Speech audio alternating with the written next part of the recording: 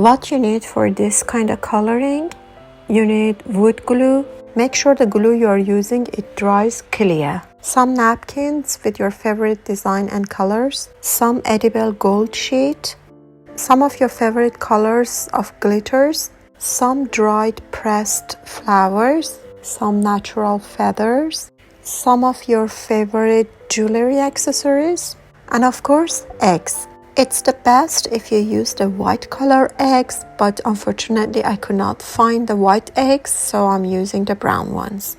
With this method, you can almost decorate your eggs with anything that you like. Simply you brush some of the wood glue all over the surface of the egg and stick whatever that you desire and the way that you like to the eggs. If the wood glue you're using is too thick and heavy, you can always add some drops of water and make it a bit runny.